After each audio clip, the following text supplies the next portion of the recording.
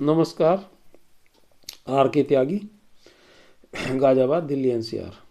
ओम सच्ची जनवाणी नमे चैनल पर आपका स्वागत है। Please subscribe my YouTube channel as much as possible and share the video as much as possible to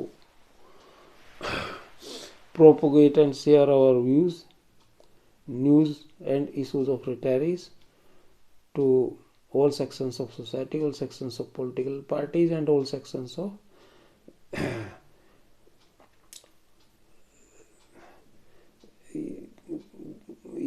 public at large, and to the government, so as to take sympathetic and positive consideration on our issues and take some positive action.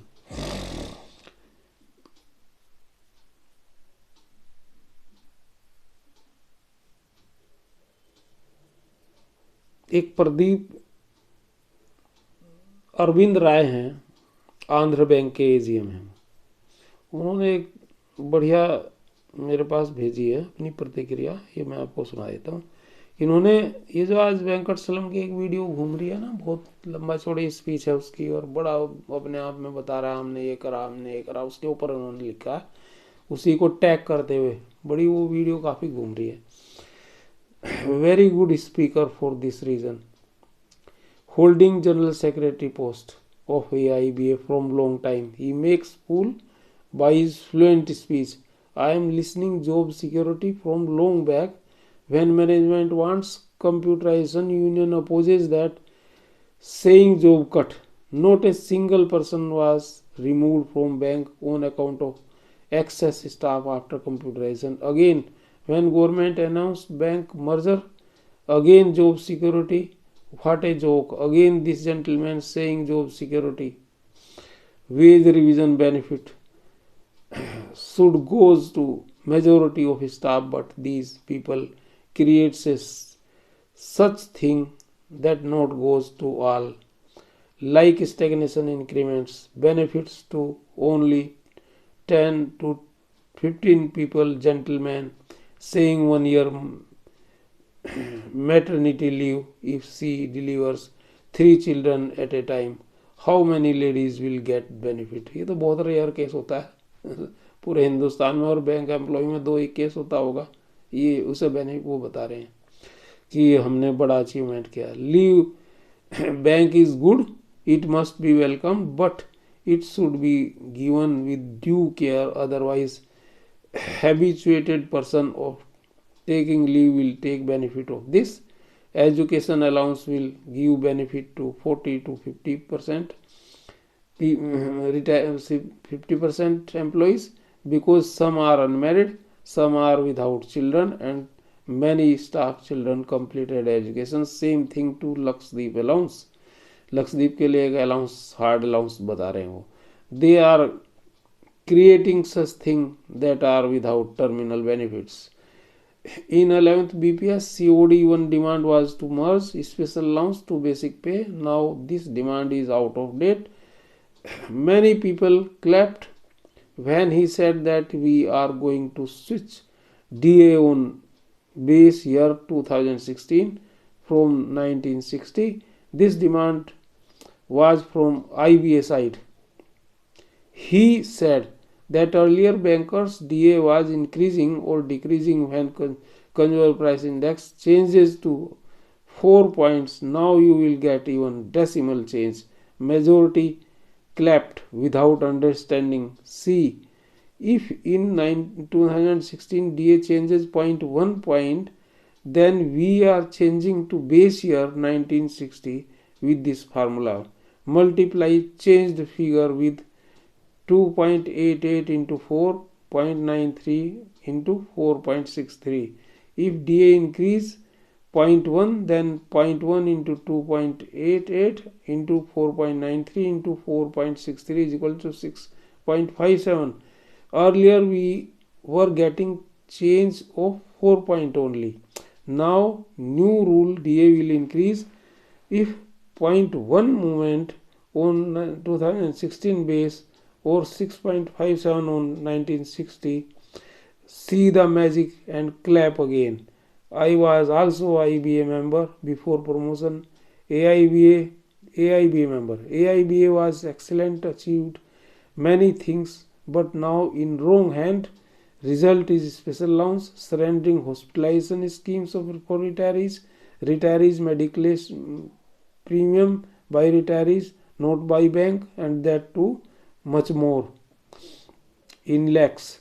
Regarding DA, let us see what IBA proposes for increase 0.1 index. Then we may compare with old formula. Regarding outsourcing of job in banks, for this union and staff is responsible. Gunmen were leaving branch sharp 5 p.m. whether cash was closed or not, supported by the union. Executive driver forbade to work after 5 p.m.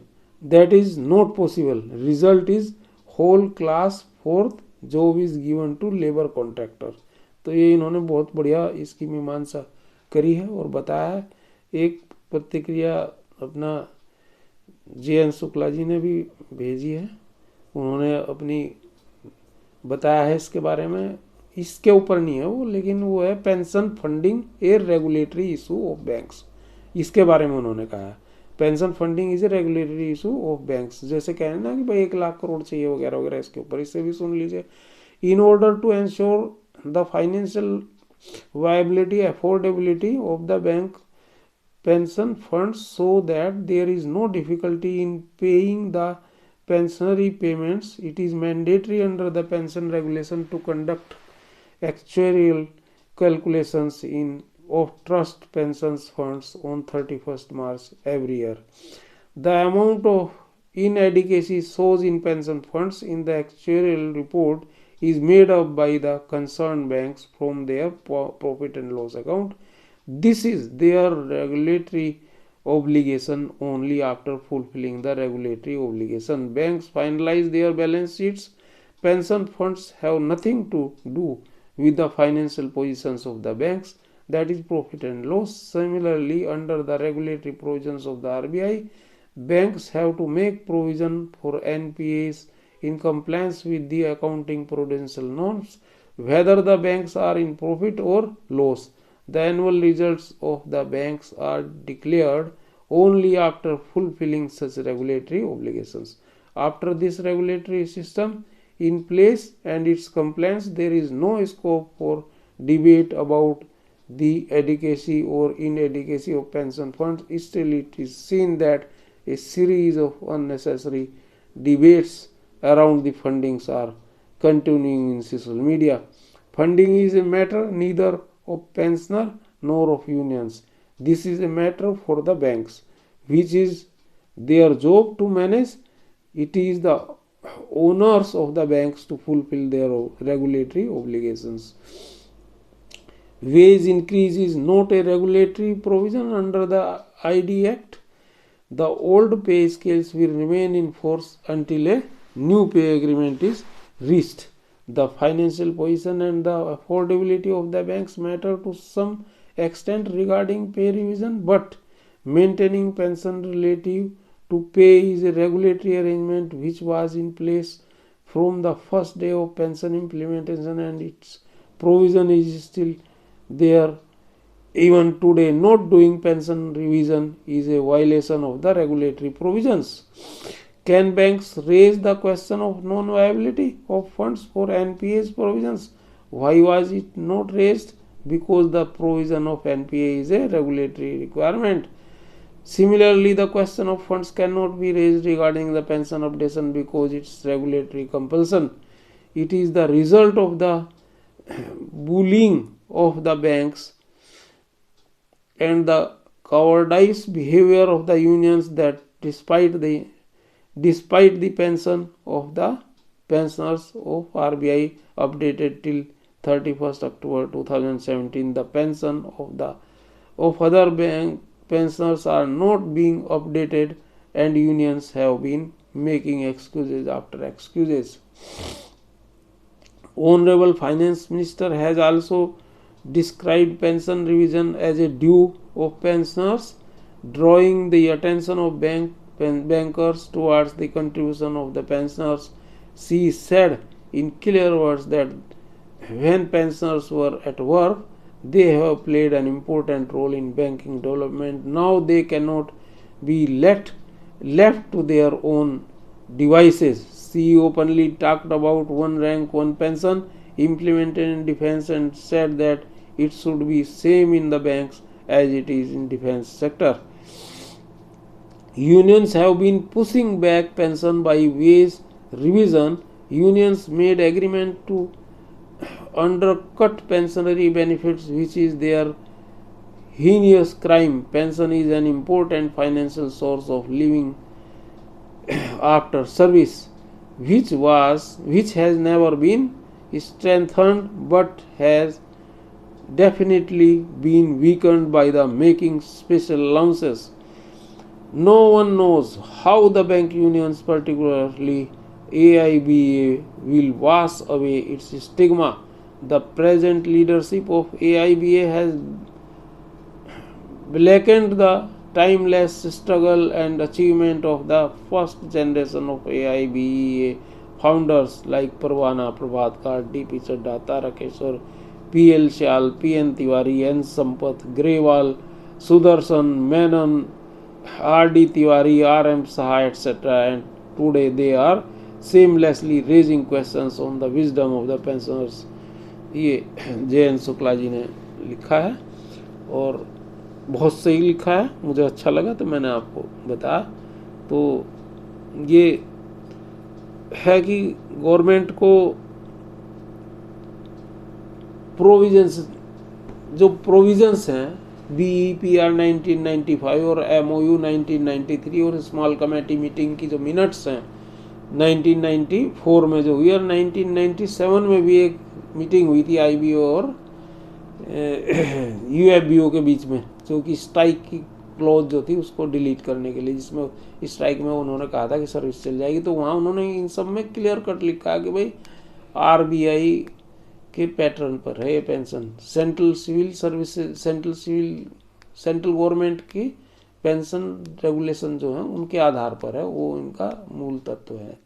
तो उन्हीं आधार पर है। और बाद में 1995 BEPR 1995 में 35(1)